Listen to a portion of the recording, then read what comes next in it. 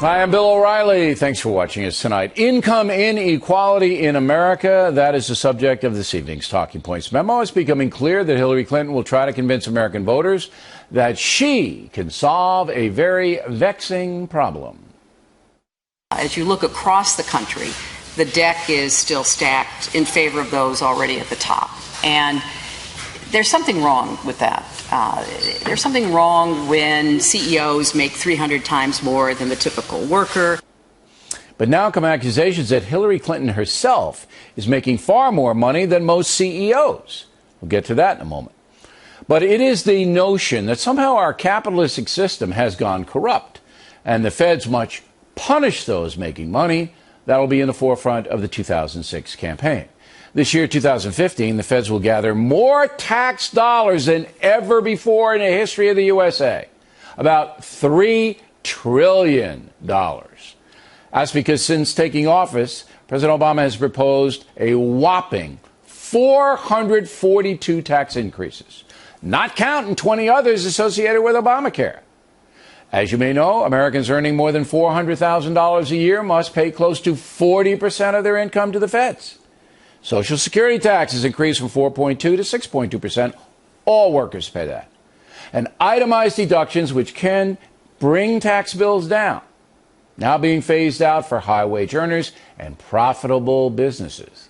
In fact, the USA has the highest tax rate on business in the world. And if you invest in business, short-term cap gains now close to 40%. Long-term cap gains up 15 to 20%. There's also an additional 3.8% tax on investment income to pay for Obamacare. So you can see, you have to be able to see, the taxes are everywhere on affluent Americans and business profits. But for the rest of Americans, things aren't so bad. Bottom 60% of wage earners pay just 2.7% of all federal income taxes. The bottom 40% actually get money from the feds. They receive payments called earned income tax credits. According to financial analyst Alexander Green, who works for the Oxford Club, the tax burden on business and investors drives down job creation and economic expansion. I believe that because I've cut back investing due to the heavy capital gains hit. Why should I risk my money? And I know small business people who will not hire because the feds are all over them with additional taxes and regulations. Yes, there is a big gap between the very rich and the working class here. But how much more can the government take from the affluent without crashing the entire free market economy?